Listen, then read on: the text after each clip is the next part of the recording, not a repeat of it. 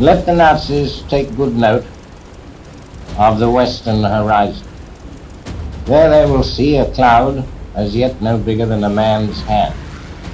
But behind that cloud lies the whole massive power of the United States of America.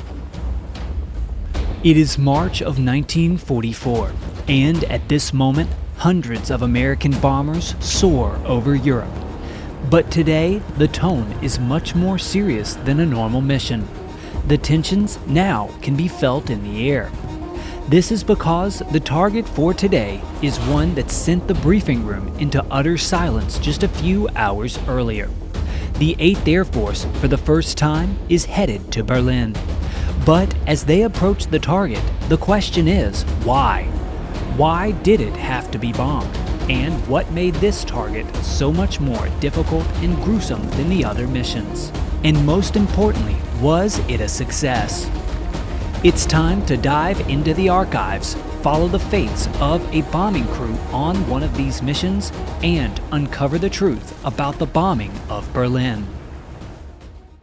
It is November of 1943, and for the first time in the war, near maximum effort air raids are headed to the German capital city of Berlin. This would be the first time that the prized German target would be struck in a large-scale organized air raid. But the men executing this strike were not the Americans, but instead the bombers of the Royal Air Force. Specifically, these are Avro Lancasters of Sir Arthur Harris's Bomber Command. This is what he would call the first strike of the Battle of Berlin, which was his attempt to bomb the German capital into submission. His strategy with the Royal Air Force, however, was one of nighttime area bombing, as the Royal Air Force had already taken high losses in their attempts at daylight missions. Harris believed wholeheartedly, though, that in order to force Germany to surrender, the large cities of Hitler's Reich had to be destroyed, with Sir Harris himself famously saying, The Nazis entered this war under the rather childish delusion that they were going to bomb everybody else and nobody was going to bomb them. At Rotterdam, London, Warsaw, and half a hundred other places, they put that rather naive theory into operation. They sowed the wind, and now they are going to reap the whirlwind. When the storm bursts over Germany, they will look back to the days of Lübeck and Rostock and Cologne, as a man caught in the blasts of a hurricane will look back to the gentle zephyrs of last summer. It may take a year, it may take two, but for the Nazis, the writing is on the wall. However, this reaping would not come in the way that he had hoped. After Bomber Command's success at striking Hamburg a few months earlier, Harris expected a bombing campaign of Berlin to go similarly well for the Royal Air Force.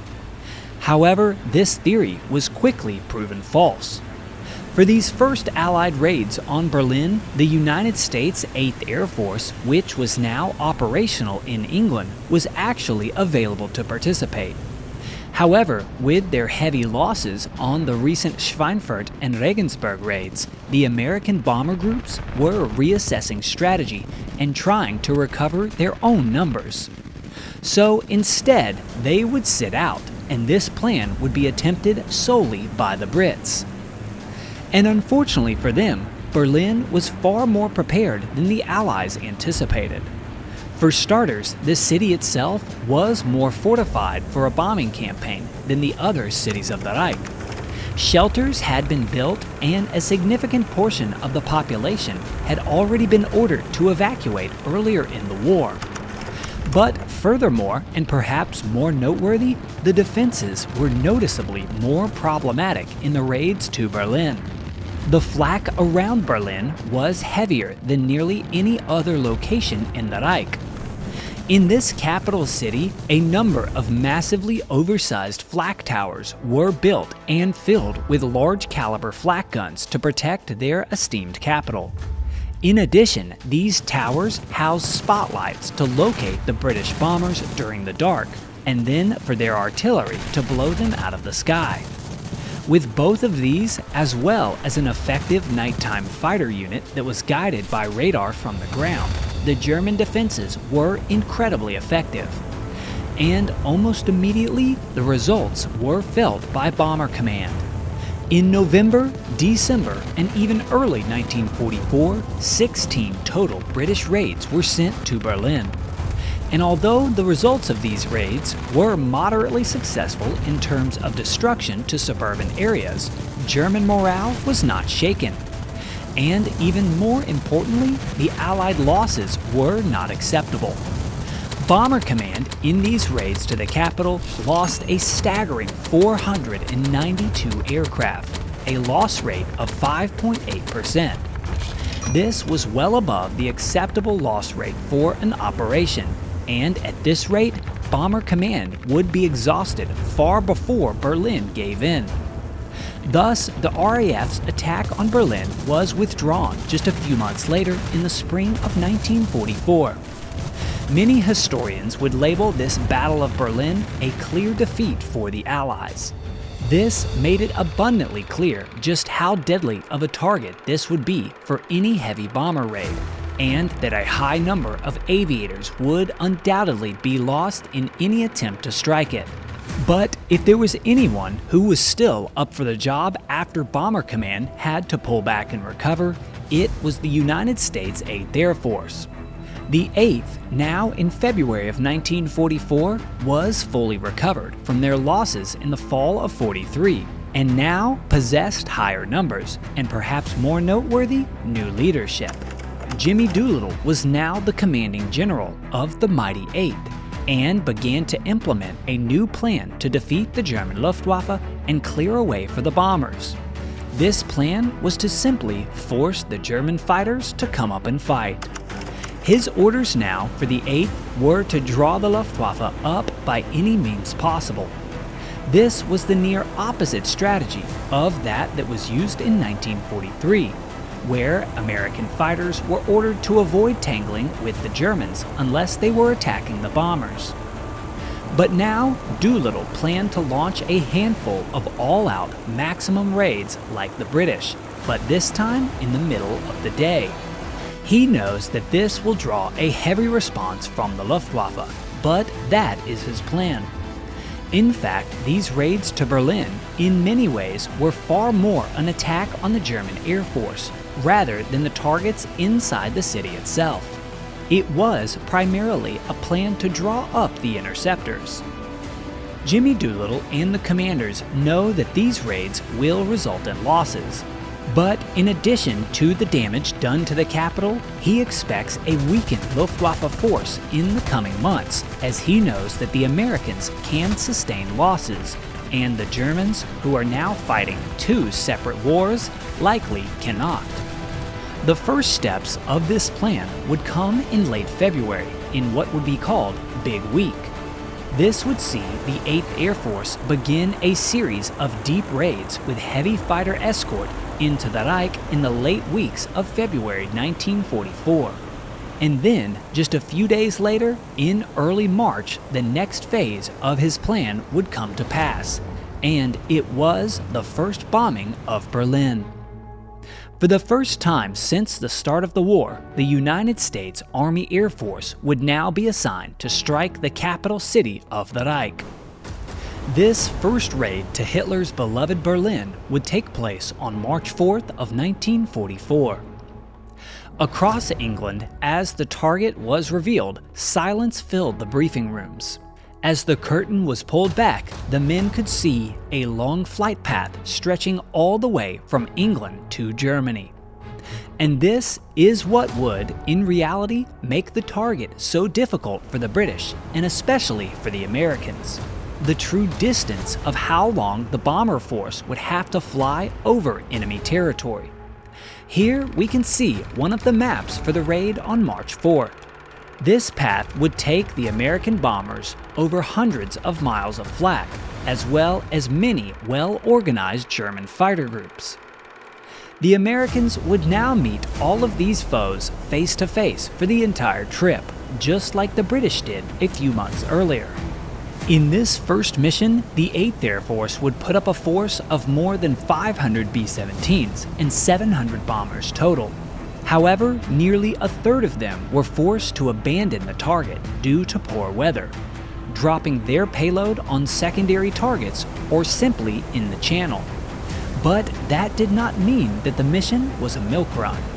In total, the resulting casualties were 15 B-17s lost and 37 aircraft total, with more than 180 airmen either killed, wounded, or captured. And all of this was with many of the bombers never even making it to Berlin. Things were not off to a good start. As if this was not enough, after just one day off, the American bombers were called back into the briefing room, only to be shown another map.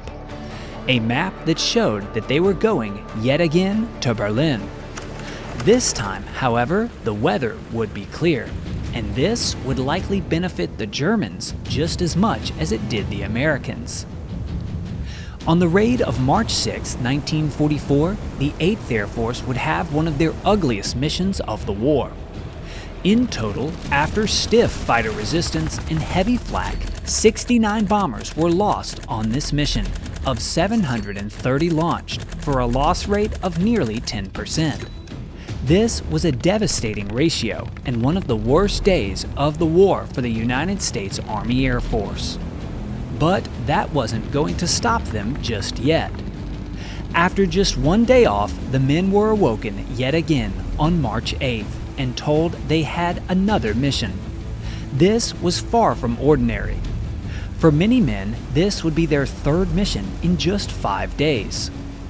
For perspective, let's take a look at the missions flown by 2nd Lieutenant Jake Simonich, a navigator of the 390th Bomb Group.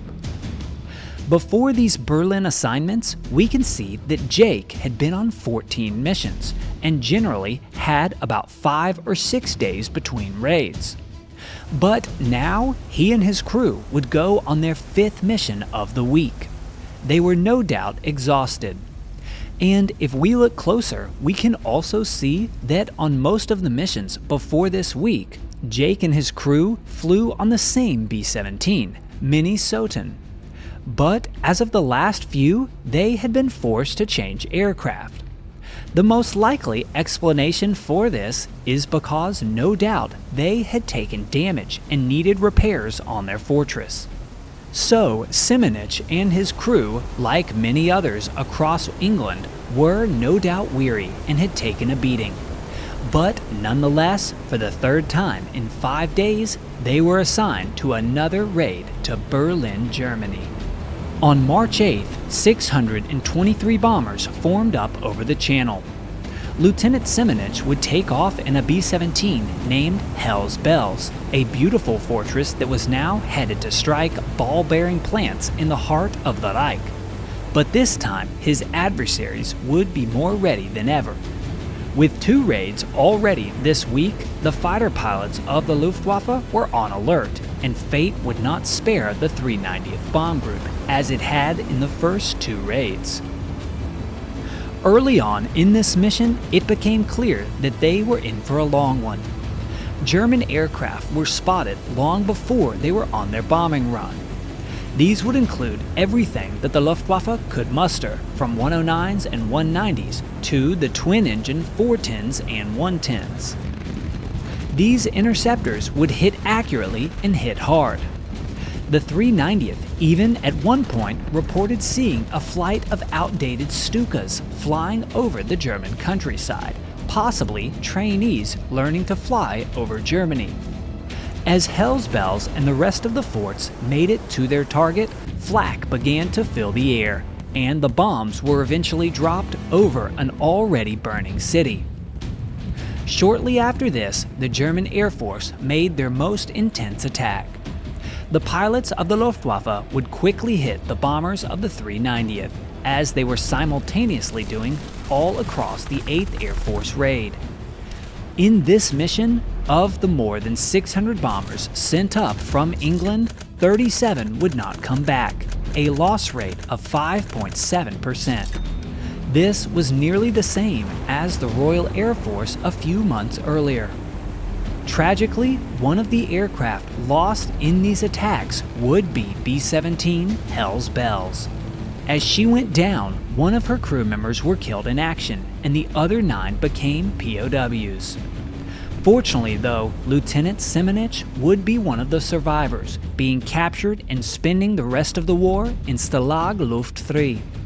And, quick side note, this month's Letters from War actually features a POW letter written to Lieutenant Semenich just a few months after he arrived in the POW camp, along with a number of other documents about Hell's Bells and this famous March 8th raid. Make sure to join so you can read it all. But to continue, the 8th Air Force, after this third brutal raid, had indeed proven. After sustaining 143 bombers lost in just 3 raids, Berlin was indeed a target that was too costly to attack. The combined loss rate for these 3 missions flown by the 8th Air Force now stood at a firm 7.2%, far higher than what was considered reasonable for such a campaign. They had succeeded in drawing up the Luftwaffe, which was the goal. But the price was far too high. Well over 1,500 American air crew members had been lost, but perhaps the silver lining was that the Luftwaffe had also taken their own casualties. In these 3 raids, the Luftwaffe lost well over 100 of their own aircraft, but more critically, a number of valuable pilots were killed, and those were impossible to replace. After this raid, the 8th Air Force and Royal Air Force would not strike Berlin again for nearly a full year. But eventually, 11 months later, after the Luftwaffe was truly finished, the Americans returned to bomb the city center of Berlin in an attempt to finish the war. This time, however, they would bring more than 1,000 bombers. And here, thanks to the strategies of these early raids, the Luftwaffe was nearly non-existent, and flak was meager due to the exhaustion of supplies in Berlin. The American raids in this initial February 1945 strike would lose only 2% of their entire force. At the end of the war, Berlin was in ruin. The Americans had bombed the city 6 times, and the RAF had bombed the capital in varying degrees more than 20 total times. The damage had been done. More than 1.7 million Berlin residents had fled the city. The death toll was, in reality, not nearly a fraction as deadly as the firebombings of Japan, as many Berliners had left well before the raids, and the cities possessed better shelters and radar warnings. But estimates believe that the number of homeless was more than 400,000 total. In hindsight, it was another gruesome decision that had to be made in the horror of a bloody world war, the likes of which one hopes no human will ever again have to witness. Make sure to join Letters from War at the link below, and support me on Patreon so I can continue to make these videos.